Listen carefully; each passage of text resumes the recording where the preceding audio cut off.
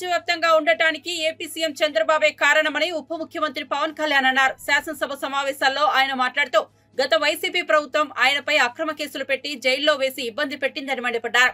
గత ప్రభుత్వం ఆర్థిక వ్యవస్థను నిర్వీర్యం చేసిందన్నారు. గత ప్రభుత్వం ఏపీని అన్ని రంగాల్లో వెనక్కు తీసుకెళ్లిందని ఆరోపించారు. కానీ భవిష్యత్తు పట్ల చంద్రబాబు ఓ నమ్మకాన్ని తీసుకొచ్చారని పేర్కొన్నారు. అందరిలోనూ నమ్మకాన్ని తెచ్చిన సీఎంకు ఆయన ధన్యవాదాలు చెప్పారు. వైసీపీ దోపిడీ అరాచకాలను చూసే ప్రజలు కూటమి ప్రభుత్వానికి పట్టం కట్టారన్నారు. 150 రోజుల కూటమి ప్రభుత్వ పాలనలో పూర్తిగా సంతృప్తి చెందామన్నారు. రాష్ట్రం సంపూర్ణ అభివృద్ధి దిశగా వెళ్తోందని పూర్తిగా విశ్వసిస్తున్నట్లు చెప్పారు. ఏ విధంగా దీన్ని రాష్ట్రాన్ని తిరిగి గాడిలో పెట్టాలి అని ప్రతి ఒక్కరి ఆకాంక్ష అధ్యక్ష. ఆ సమయంలో 3 సార్లు ముఖ్యమంత్రిగా చేసి ఈ రోజున భారతదేశంలో తెలుగువారు భారతీయులు ఎక్కడున్నా సరే దాంట్లో దాదాపు సగం వంతు తెలుగువారే ఉండటానికి ముఖ్య కారకులు. నాలెడ్జ్ ఎకానమీ అనేది ప్రాతిపదిక చేసుకుని దాన్ని దేశమంతా విస్తరించిన ఒక విజనరీ. అలాంటి అనుభవం గల ఒక పాలసీ మేకర్ ముఖ్యమంత్రి. ఆయన్ని కూడా ఇబ్బందులు పెట్టి ఆ రోజు జైల్లో పెట్టినా ఆయన్ని ఎన్ని రకాలుగా పెట్టినా ఒకటే అనుకున్నాం, ఇలాంటి వారసత్వంగా వచ్చిన సమస్యలను మనం ఎలా అధిగమించగలం అని. ఈరోజు నాకు 150 రోజుల గౌరవ ముఖ్యమంత్రి గారి అనుభవంతో కూడిన ఈ పాలనలో నాకు సంపూర్ణమైన విశ్వాసం ఉంది అధ్యక్ష. ఆంధ్రప్రదేశ్ $1 ట్రిలియన్ ఎకానమీగా అతి త్వరలోనే ఈ 5 సంవత్సరాలు వెళ్తుందని మనసు సంపూర్ణ విశ్వాసం ఉంది. $1 ట్రిలియన్ మన ప్రజలకు అర్థం అవడానికి 7,65,000 కోట్ల ఎకానమీ. గత ప్రభుత్వం మనల్ని ఎకానమీని నిర్వీర్యం చేసింది, ఇబ్బంది పాలు చేసింది, అన్ని రంగాల్లోనూ రాష్ట్ర ప్రభుత్వాన్ని వెనక్కి తీసుకెళ్లిపోయింది. ఈ పరిస్థితుల్లో గౌరవ ముఖ్యమంత్రి గారి అనుభవం, మీ పారదర్శకత, మీ విజనరీ దృష్టి ఇవన్నీ కూడా మాకు ఈ $1 ట్రిలియన్ ఎకానమీ వైపు పరిగెడుతున్నాయి అన్న దాంట్లో ఏమాత్రం సందేహం లేదు అధ్యక్ష.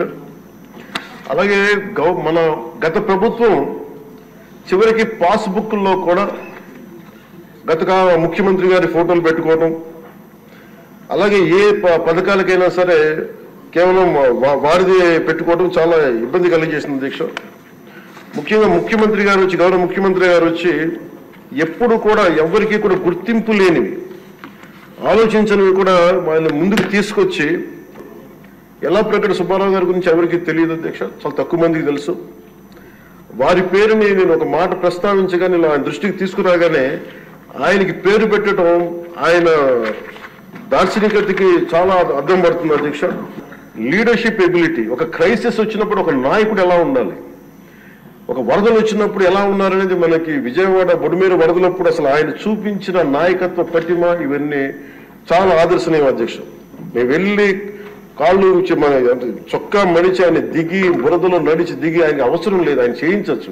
ఒక కమాండ్ సెంటర్లో కూర్చొని చేయగలిగే సత్తా ఉండి కూడా మా అందరికీ ధైర్యం నింపడానికి, మా అందరికీ భరోసా నింపడానికి, ప్రజలకు ఆ భరోసా ఇవ్వడానికి ఆయన నడిపించిన తీరు యంత్రాంగాన్ని చాలా అభినందనీయం అధ్యక్ష. ఇవన్నీ కూడా మేము ఆయన ఏ కళనైతే కన్నారో ఆ కళ నెరవేర్చడానికి, పూర్తి చేయడానికి మేమందరం సంసిద్ధంగా ఉన్నామని తెలియజేసుకుంటూ, మీరు 5 సంవత్సరాలు కాదు గౌరవ ముఖ్యమంత్రి గారు తెలియజేసిన అధ్యక్ష, మీరు ఇంకొక దశాబ్దం కూడా ఈ రాష్ట్రానికి ముఖ్యమంత్రిగా కొనసాగి మీరు ఇదే స్ఫూర్తిని కొనసాగించాలని, ఇదే మీ ప్రతిభా పాఠవాలు చూపించాలని మనస్ఫూర్తిగా మేము కోరుకుంటూ గౌరవ సభ్యులందరికీ సభాపతి గారికి మనస్ఫూర్తిగా ధన్యవాదాలు తెలుపుకుని సెలవు తీసుకుంటాం.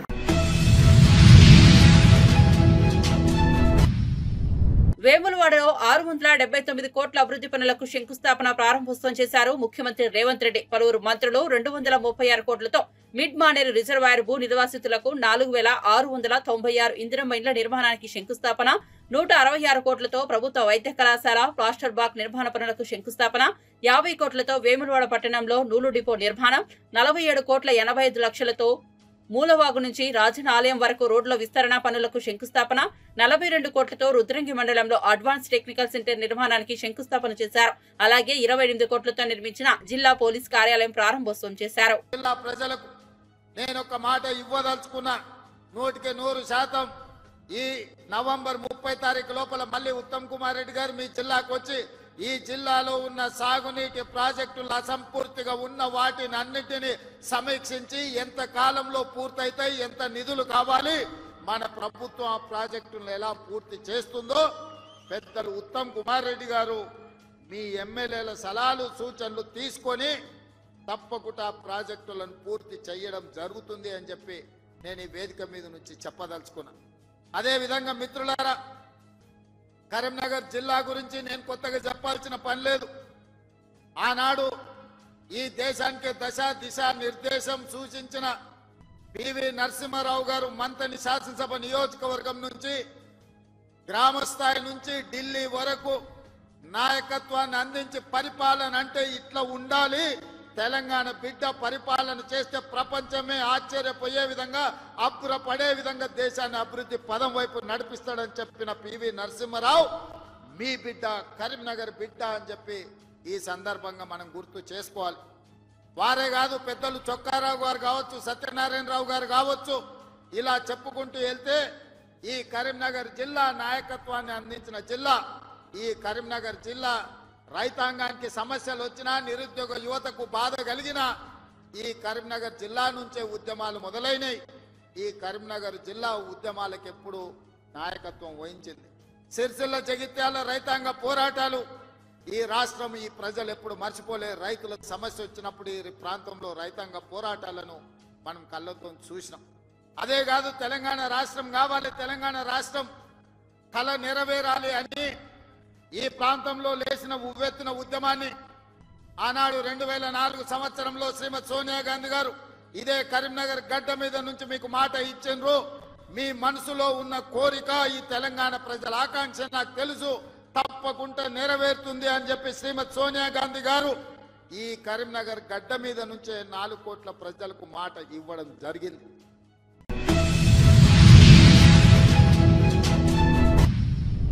ఏపీలో వాలంటీర్ల కథ ముగిసిందనే చెప్పుకోవాలి. రాష్ట్రంలో వాలంటీర్ల వ్యవస్థ మనుగడలో లేదని మంత్రి డోలా బాల వీరాంజనేయ స్వామి స్పష్టం చేశారు.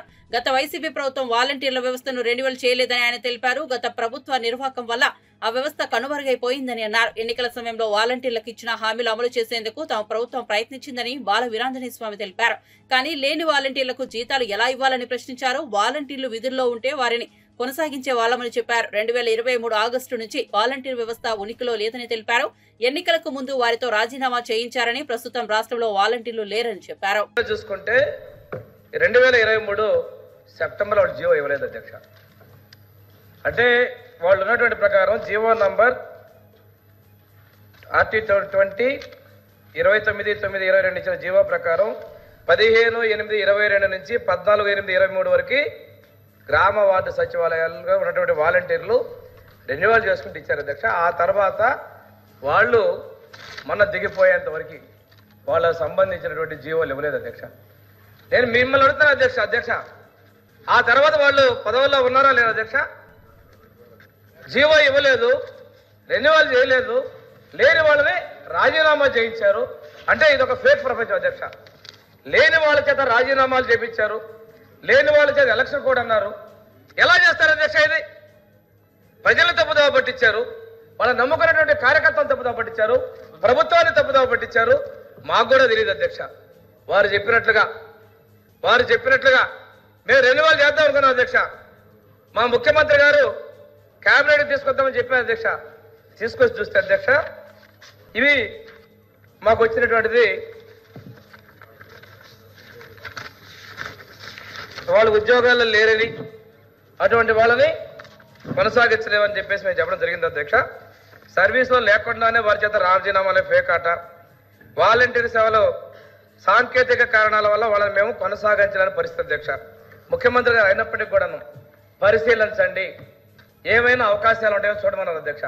ఇంకో విచిత్రం ఏంటంటే అధ్యక్ష, వాళ్ళు ఉద్యోగాల్లో లేరు, అయినప్పటికీ కూడా మే వరకు జీతాలు చెల్లించారు. ఎలా సాధ్యమైంది అధ్యక్ష? ఇది ఆర్థిక వ్యవస్థను అస్తవ్యస్త పరిస్థితి. ఇదొక సాక్ష్యం అధ్యక్ష. ఇక్కడ పనిచేసినటువంటి వాలంటీర్ల మీద మాకు చిన్న చూపు లేదు, దాని మీద మేము లోతుగా పోవడం లేదు అధ్యక్ష.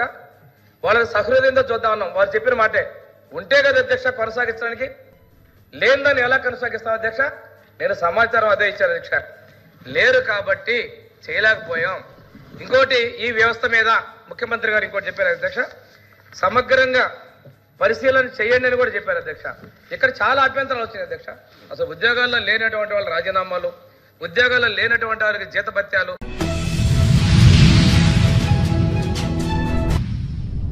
తెలంగాణ ముఖ్యమంత్రి రేవంత్ రెడ్డి తన సొంత నియోజకవర్గంలో ఈసారి గెలిచే పరిస్థితి లేదని బీజేపీ శాసనసభాపక్ష నేత ఐలేటి మహేశ్వర్ రెడ్డి జోషన్ చెప్పారు. రేవంత్ రెడ్డికి దమ్ముంటే రాజీనామా చేసి సొంత నియోజకవర్గంలో పోటీ చేయాలని సవాల్ చేశారు. ఆయన మళ్లీ పోటీ చేస్తే ఓడించడం ఖాయమన్నారు. కాంగ్రెస్ పాలనపై ప్రజల్లోకి వెళ్లి తెలుసుకోవాలని సూచించారు. ఆయన మీడియా సమావేశంలో మాట్లాడుతూ ఎన్నికలకు ముందు ఇచ్చిన ఏ హామీని కూడా ప్రభుత్వం నెరవేర్చలేదని విమర్శించారు. హామీలపై ఎక్కడ సభ పెట్టినా చర్చకు సిద్ధమని సవాల్ చేశారు. లగచర్లలో భూసేకరణ పేరుతో గిరిజనులను వేధిస్తున్నారని ఆరోపించారు. కాంగ్రెస్ నిర్వహిస్తున్నవి ప్రజా విజయోత్సవాలు కాదని వంచనోత్సవాలని ఎద్దేవా చేశారు. హామీలు నెరవేర్చని రేవంత్ రెడ్డి ఏ ముఖంతో విజయోత్సవాలు నిర్వహిస్తున్నారో చెప్పాలన్నారు. ఒక అసమర్థుడు ముఖ్యమంత్రి అయితే రాష్ట్ర ఆర్థిక పరిస్థితి ఏ విధంగా దెబ్బతింటుందో ఇందుకు రేవంత్ రెడ్డి ఉదాహరణ అన్నారు. ముఖ్యమంత్రి కాగానే మొదటి సంతకం ఈ 6 గ్యారెంటీల మీద పెడితివి. నువ్వు మొదటి సంతకం 6 గ్యారెంటీల మీద పెట్టి ఆ రోజు క్యాబినెట్లో నిర్ణయించి మీరు దీనికి చట్టబద్ధత కల్పిస్తా అని చెప్పి ప్రగల్భాలు పలికినావు కదా. సంవత్సరం గడుస్తున్న చట్టబద్ధత కూడా ఇవ్వలేనటువంటి అసమర్థుడు కాదా నువ్వు? ఈరోజు 6 గ్యారెంటీల్లో ఒక గ్యారెంటీ కూడా అమలు చేయలేనటువంటి అసమర్థుడిగా మిగిలిపోలేదా నువ్వు? ఈరోజు 6 గ్యారెంటీలు అమలు చేయలేక 420 హామీలు అమలు చేయలేక పూర్తిగా అసమర్థుడిగా మిగిలిపోయిన ముఖ్యమంత్రి గారు ఏ ముఖం పెట్టుకొని ఈరోజు విజయోత్సవాలు చేసుకుంటున్నారో ప్రజానీకానికి చెప్పాల్సినటువంటి అవసరం ఉన్నదని తెలియజేస్తా ఉన్నాను. ఏం ఉరగబెట్టారని చెప్పి ఈ విజయోత్సవాలు చేసుకుంటా ఉన్నారు, ఏం మెలగబెట్టినారని చెప్పేసి, ఏం పొడిచినారని చెప్పేసి ఈ విజయోత్సవాలు చేసుకుంటున్నారో ప్రజానీకానికి చెప్పాల్సినటువంటి అవసరం ఉన్నది. అసెంబ్లీ ఎన్నికల సందర్భంగా మేనిఫెస్టోలో ఇచ్చినటువంటి హామీలు నెరవేర్చలే, 420 హామీలు నెరవేర్చలేదు, 6 గ్యారెంటీలు అమలు చేయలేదు, చట్టబద్ధత కల్పించలేదు. మరి దానికోసమే ఈ విజయోత్సవాలు చేస్తున్నారా? ప్రజల్ని మోసం చేసినాం, మోసపూరిత హామీలు ఇచ్చినాం కాబట్టే మేము విజయోత్సవాలు, మోసం చేసినందుకు మేము విజయోత్సవాలు చేసుకుంటున్నాం అని చెప్పేసి మీరు ఈ విజయోత్సవాలు చేసుకుంటున్నారా? ప్రజలకు వంచన చేసినటువంటి వంచనోత్సవాలు చేసుకోవాలి మీరు. అంతేకాదు మీ నాయకులైతే ఏకంగా 6 గ్యారెంటీల మీద చట్టబద్ధత కోసం బాండ్లు రిలీజ్ చేసుకున్నారు. ఎన్నికల్లో బాండ్లు ఇచ్చి మరి మేము చట్టబద్ధత కల్పిస్తామని చెప్పి బాండ్లు కూడా ఇచ్చుకొని మీరు ఎన్నికల్లో పోయింది కదా. ఈరోజు ఏ ముఖం పెట్టుకొని ప్రజలకు వెళ్తారని చెప్పి మేము ప్రశ్నిస్తున్నాం. ప్రజలకు వెళ్ళే ముఖం లేదు, ప్రజలకు వెళ్ళేటువంటి లేక నిర్బంధమైనటువంటి పాలన, పోలీసులు అడ్డం పెట్టేసుకొని నిర్బంధించినటువంటి పాలనతో డబ్బులు ఇచ్చి నలుగురు జమ చేసుకొని ఒక విజయోత్సవ సభ చేసేసి విజయోత్సవ చేతులు దులుపుకోవడం కాదు. నిజంగా దమ్ము ధైర్యం ఉంటే రా ప్రజల్లోకి వెళ్దాం, ప్రజలు ఏమనుకుంటున్నారో చూద్దాం. మీరు చెప్పండి ఎక్కడంటే అక్కడ మేము సభ పెట్టడానికి సిద్ధంగా ఉన్నాం, మీరు ఎక్కడ సభ పెడతారో చెప్పండి, మేము వస్తాం, ప్రజలు ఏమనుకుంటున్నారో అక్కడ తేల్చుకుందాం. నీ స్వంత నియోజకవర్గం కొడంగల్లో జరుగుతున్నటువంటి అంశాలను కూడా నువ్వు ఈరోజు పరిగణలోకి తీసుకునే పరిస్థితుల్లో లేవు. నీ స్వంత నియోజకవర్గంలో గిరిజన బిడ్డల మీద జరిగినటువంటి దాడి కానీ, గిరిజన బిడ్డలను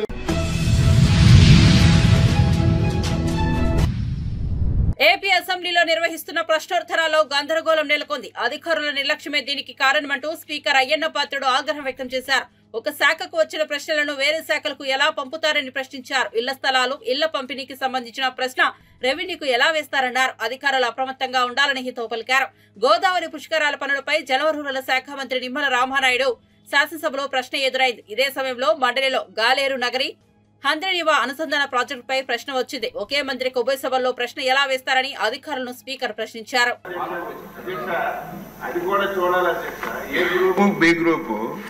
ఏ గ్రూప్ లో ఉన్న వాళ్ళకి బి గ్రూప్ లో అవి రిపీట్ అవ్వకూడదు. ఎందుకు వచ్చిందో అది లక్ష్మీనాయుడు గారు మన అసెంబ్లీలో వచ్చిన క్వశ్చన్ కౌన్సిల్ రాకూడదు. ఈవేళ అధ్యక్ష సెకండ్ డే రావాలి. ఈవేళ రామానాయుడు గారి గ్రూపు కౌన్సిల్ లో ఉండాలి. ఇక్కడ ఎలా వచ్చింది క్వశ్చన్ అంటున్నాను. కొంచెం సెక్రటరీ గారు చూసుకోవాలి. సెక్రటరీ గారు కాదు, అన్ని కూడా స్పీకర్ గారు సెక్రటరీ మీద మాట్లాడతారు. ఒక్క నిమిషం కూర్చొని చెప్తాను, చదువుతా. అసెంబ్లీ పంపిన ప్రశ్నలు కొన్ని శాఖల అధికారులు నోటీస్ పాయింట్ అనాలోచితంగా వేరే శాఖలు వాళ్ళే పంపించుకుంటున్నారు. ఈ రోజు కూడా వచ్చింది ప్రాబ్లం. రెవెన్యూ దాంట్లో ఉదాహరణకి ఈరోజు 142వ నెంబర్ ప్రశ్న గృహ నిర్మాణ శాఖ పంపిన అధికారులు దాన్ని రెవెన్యూ శాఖ పంపించారు. ఎట్లా పంపిస్తారండి? దాంట్లో హెడ్డింగ్ ఇళ్ల స్థలాల పంపిణీలో అని హెడ్డింగ్ ఇచ్చారు అధ్యక్ష.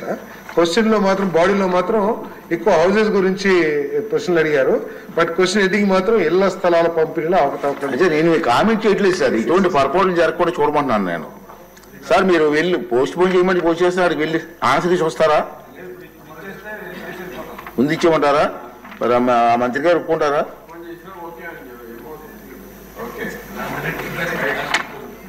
చెప్పానండి సార్, నిర్ణయం పెద్దల నిర్ణయం కూడా తీసుకోవాలి కదా.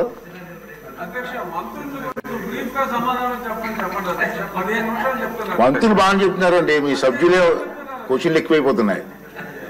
సిగ్నేచర్ పెట్టిన వాళ్ళకే అవకాశం ఇస్తామని డెసిషన్ తీసుకుందాం. సార్ క్వశ్చన్ నెంబర్ రామనాయుడు గారు.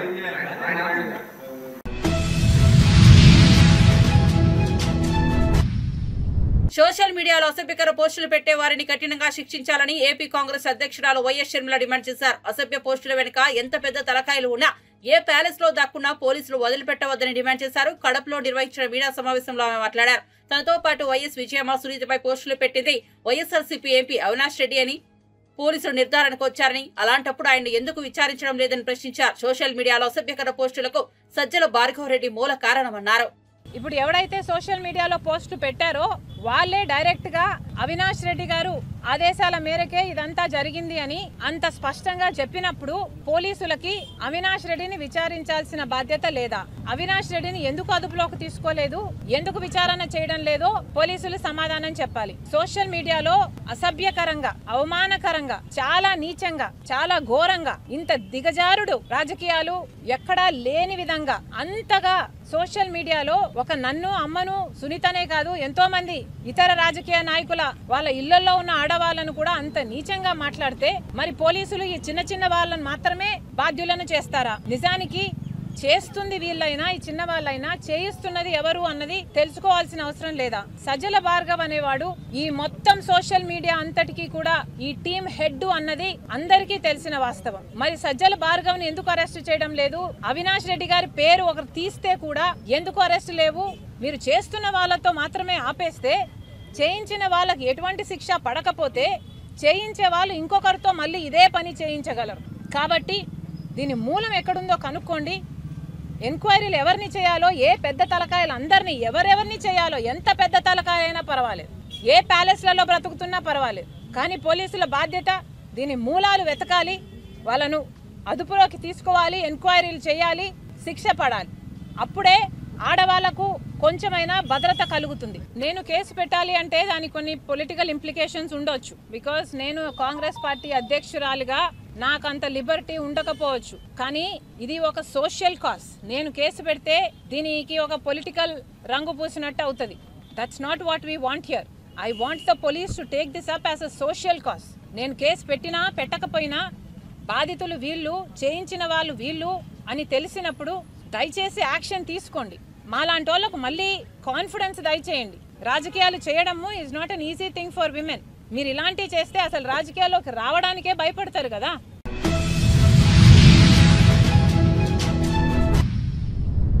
ప్రజలకు ఇచ్చిన హామీల అమలు విషయంలో ఆర్థిక క్రమశిక్షణ పాటిస్తూ ఒక్కో హామీని అమలు చేస్తున్నామని మంత్రి శ్రీధర్ బాబు అన్నారు. పిసిసి అధ్యక్షుడిగా ఇచ్చిన మాటను సీఎం హోదాలో రేవంత్ రెడ్డి నెరవేర్చారని అన్నారు. వేములవాడ సభలో ప్రసంగించిన ఆయన పెండింగ్ లో ఉన్న సమస్యల పరిష్కారానికి ప్రభుత్వం చర్యలు తీసుకుంటోందని, గతంలో ప్రజలకు ఇచ్చిన హామీ మేరకు ఆర్ఎండ్ డిపో డ్యూను ఏర్పాటు చేశామన్నారు. ఉమ్మడి కరీంనగర్ జిల్లాలో ప్రతి ఎకరా సాగు అయ్యే దిశగా చర్యలు తీసుకుంటున్నట్లు తెలిపారు. కాంగ్రెస్ ఏడాది పాలనపై మీ ఆశీర్వాదం కోసం ఇక్కడికి సీఎం సహా మేమంతా వచ్చామని, రాబోయే 4 ఏళ్లు దిగ్విజయంగా ప్రజా సంక్షేమానికి పెద్ద ఎత్తున కార్యాచరణ తీసుకుపోతున్నామన్నారు. నిరంతరం ప్రజల్లో తిరిగే శ్రమజీవి ప్రభుత్వ వేములవాడ అభివృద్ధికి కట్టుబడి ఉన్నారన్నారు. కోర్టులో కేసులు కొట్లాడు, ఇంకో ప్రక్కన ప్రజా సమస్యలను ప్రతిపక్షంలో ఉండి వారి పక్షాన గొంతు విప్పడానికి ప్రయత్నం చేసిన మా ఆది శ్రీనివాస్ గారికి వేములవాడ నియోజకవర్గానికి సంబంధించిన ప్రజలు పట్టం కట్టి ప్రజా సంక్షేమానికి సంబంధించిన అంశం విషయంలో మీరందరూ ఆశీర్వాదం ఇచ్చినందుకు కూడా మీ అందరికి కూడా హృదయపూర్వకంగా కృతజ్ఞతలు తెలియజేస్తా ఉన్నాం. అదేవిధంగా సిరిసిల్ల నియోజకవర్గానికి సంబంధించి అనేక సంవత్సరాలుగా పెండింగ్ ఉన్న అనేక సమస్యలు మా తుమ్మల నాగేశ్వరరావు గారు ఎప్పుడు చెప్తా ఉంటారు. మేము మేనిఫెస్టోలో 6 గ్యారెంటీలతో పాటు వేదికపై కూర్చున్న మా సీనియర్ నాయకులందరం కూడా చర్చించి అనేక అంశాలను పెట్టినాం. ఈరోజు రాష్ట్ర ప్రజలందరికీ మేము తెలియజేస్తా ఉన్నాం, ఏ విధంగానైతే ఒక క్రమశిక్షణతో ఆర్థిక క్రమశిక్షణ తీసుకొచ్చి ఒకటి తర్వాత ఒకటి ప్రజలకిచ్చిన వాగ్దానాలని అమలు చేసే ప్రయత్నంలో వెనుకాడకుండా ముందుకెళ్తా ఉన్నామో, ఈరోజు ముఖ్యమంత్రి గారు అదేవిధంగా తుమ్మల నాగేశ్వరరావు గారు యాన్ డిపోనే ఒక ఉదాహరణ. సిరిసిల్లలో ఉన్న మన నేతన్న కార్మిక సోదరులకి అనేక సంవత్సరాలుగా వేచి చూస్తా ఉన్న ఈ యాన్ డిపోను తీసుకొచ్చాం, మాట చెప్పాం, మాట పైన నిలబెట్టామని ఈరోజు మేము మనవి చేస్తా ఉన్నాం. ఉమ్మడి జిల్లాకు సంబంధించి వేములవాడ, రాజన్న సిరిసిల్ల జిల్లాకు సంబంధించిన మా రైతు సోదరులు గాని కార్మిక సోదరులు గాని ఈనాడు ఇక్కడ ఉంటున్న అనేక మంది సాధారణ ప్రజానికానికి మేము మనవి చేస్తా ఉన్నాం. ఇచ్చిన ప్రతి మాటను నిలబెట్టుకోవడానికి ఈరోజు సంవత్సరం పూర్తవుతున్న సందర్భంలో రాజన్నను దర్శించి ఆశీస్సులు తీసుకోవాలని, దాని తదుపరి ఈ నియోజకవర్గాలకు సంబంధించిన మా మహిళా సోదరుమల్లే గాని మా మిత్రులందరి సహకారం ఆశీర్వాదం తీసుకోవడానికి ముఖ్యమంత్రి గారితో పాటు మేమందరం కూడా రావటం జరిగింది. ఇంకా రాబోయే 4 సంవత్సరాలు దిగ్విజయంగా ప్రజా సంక్షేమానికి, అభివృద్ధికి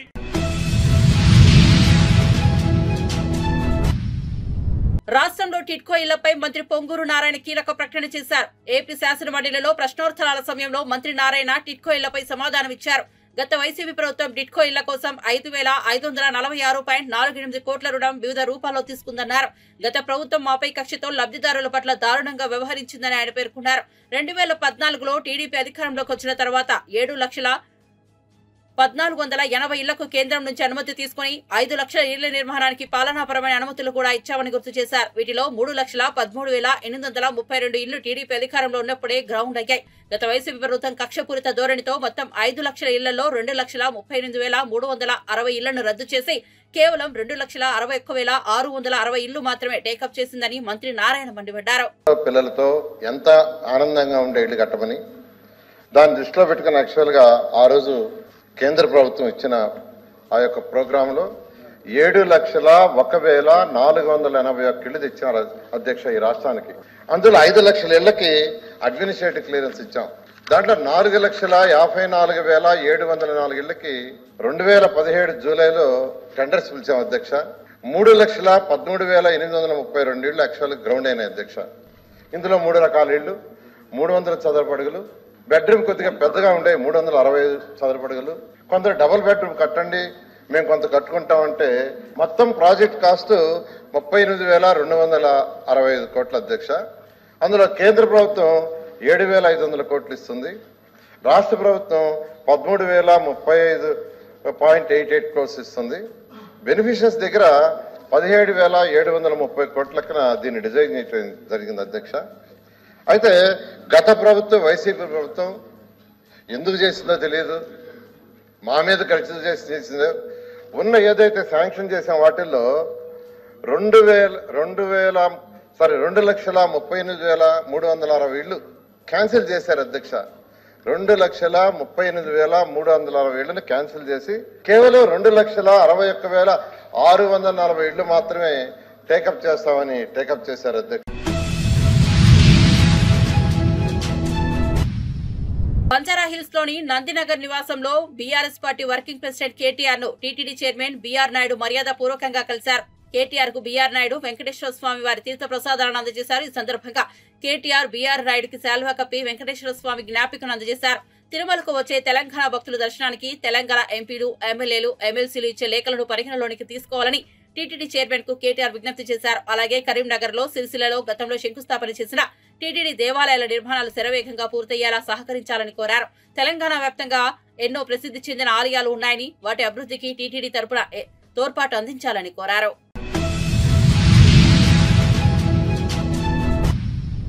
టీటీడీ పాలక మండలి నిర్ణయాలను కేంద్ర మంత్రి కిషన్ రెడ్డి కొనియాడారు. తిరుమల శ్రీవారిని ఆయన దర్శించుకున్నారు. వీఐపీ ప్రారంభ విరామ దర్శన సమయంలో ఆయన స్వామివారి సేవలో పాల్గొన్నారు. దర్శనం అనంతరం కిషన్ రెడ్డి మీడియాతో మాట్లాడారు. తిరుమలలో రాజకీయ వ్యాఖ్యలు నిషేధిస్తూ టీటీడీ బోర్డు తీసుకున్న నిర్ణయం అభినందనీయమన్నారు. తిరుమలలో అన్యమత ఉద్యోగుల తొలగింపు నిర్ణయాన్ని స్వాగతిస్తున్నట్లు చెప్పారు.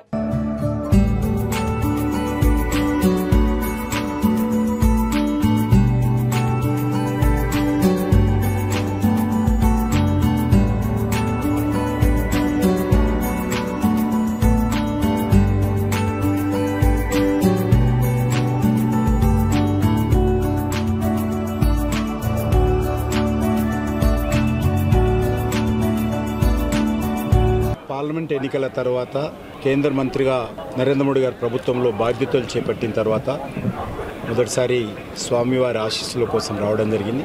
చాలా సంతోషం. ఇటీవల నియమితమైనటువంటి తిరుమల తిరుపతి దేవస్థానానికి సంబంధించినటువంటి బోర్డు మొదటి సమావేశంలో కొన్ని సానుకూలమైనటువంటి అద్భుతమైనటువంటి నిర్ణయాలు తీసుకోవడం జరిగింది. ఈ నిర్ణయాలు తీసుకున్నందుకు బోర్డు చైర్మన్ గారికి ధన్యవాదాలు తెలియజేస్తా ఉన్నాను. గత అనేక సంవత్సరాలుగా దశాబ్దాలుగా చర్చ జరుగుతున్నటువంటి అంశం.